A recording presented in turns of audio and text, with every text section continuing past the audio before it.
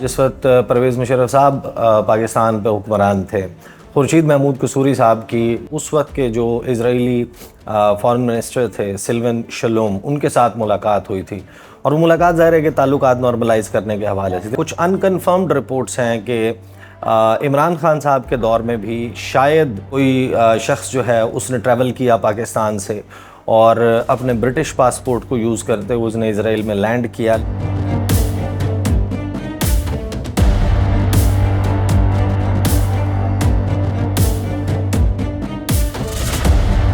یہ ظاہر ہے کہ ایک اوپن سیکرٹ ہے، ہمیشہ سے پاکستان کے اوپر پریشر رہا ہے، پاکستان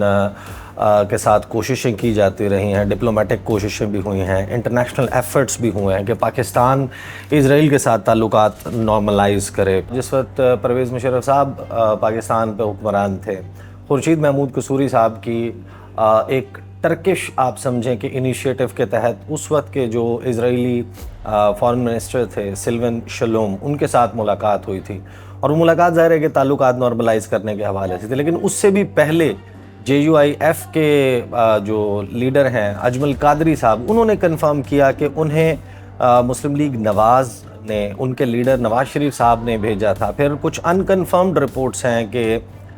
عمران خان صاحب کے دور میں بھی شاید کوئی، لیکن یہ انکنفرمڈ ہے کہ کوئی شخص جو ہے اس نے ٹریول کیا پاکستان سے اور اپنے برٹش پاسپورٹ کو یوز کرتے ہوئے اس نے اسرائیل میں لینڈ کیا، لیکن کیونکہ اس کی نہ تو تفصیل سامنے ہے نہ شخص کا نام سامنے ہے، تو اس کو تو آپ صرف الزام سمجھیں گے۔ اس کے علاوہ ظاہر ہے کہ انٹرنیشنلی بہت سارے ممالک، خاص طور پر امریکہ،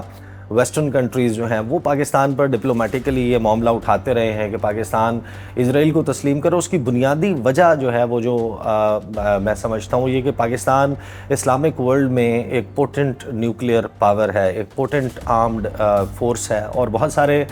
دیگر جو مسلم ممالک ہیں وہ پاکستان کی طرف دیکھتے ہیں اپنی جو فارن پالیسی ہے اس کے حوالے سے، اور اگر پاکستان فار دیٹ میٹر اسرائیل کو تسلیم کر لیتا ہے، اس کے ساتھ نارملائز کر لیتا ہے، تو پھر یوں سمجھیں کہ پاکستان بارش کا وہ قطرہ ثابت ہوگا جس کو دیکھتے ہی دیکھتے پھر بہت سارے ممالک پاکستان کو دیکھتے ہوئے مسلم ممالک فالو کریں گے۔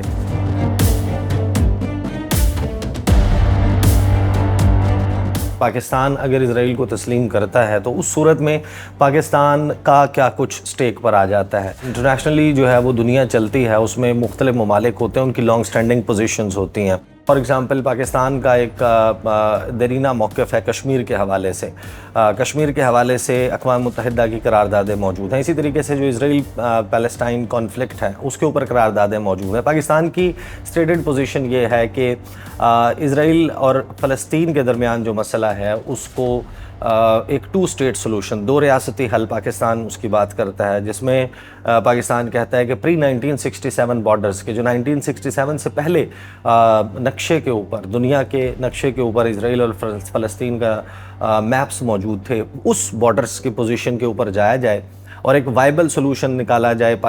فلسطین کے عوام کے امنگوں کے مطابق، جس میں ایسٹ یروشلم جو ہے مقبوضہ بیت المقدس وہ ہو کیپٹل فلسطین کا۔ تو یہ ریاستیں جس وقت تک قائم نہیں ہوتی، اور اگر پاکستان اس پوزیشن سے ہٹتا ہے تو پھر اس کا مطلب یہ ہے کہ آپ نے ایک دفعہ کمپرومائز کر دیا تو پھر آپ کا کشمیر کے اوپر بھی کمپرومائز ہے، اور انٹرنیشنل ڈسپیوٹس کے حوالے سے بھی پھر OIC کی جو پوزیشن ہے، پاکستان اس کا فاؤنڈنگ ممبرز میں سے ہے، بنانے والوں میں سے ہے، جو آرگنائزیشن آف اسلامک کانفرنس ہے،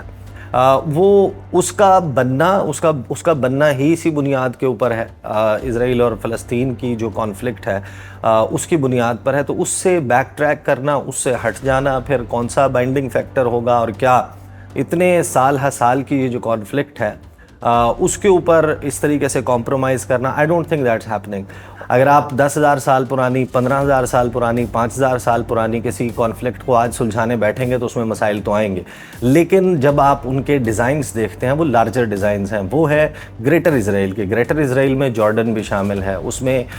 سیریا پورے کا پورا شامل ہے، اس میں عراق سے لے کے ایران کے بارڈر تک وہاں کے ایریاز شامل ہیں، کویت جو ہے وہ شامل ہے، سعودی عرب کا علاقہ شامل ہے، ایجپٹ شامل ہے۔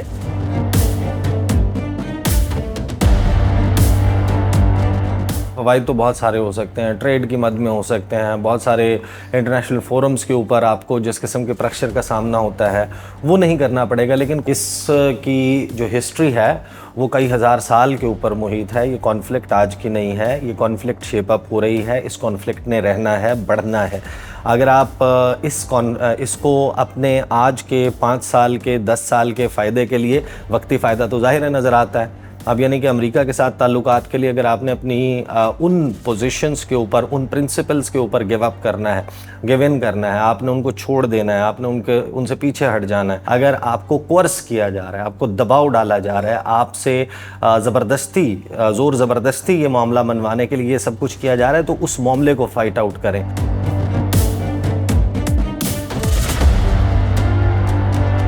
जो सालसी कार्रवाई है चीन ने सऊदी अरब और ईरान के दरमियान, वो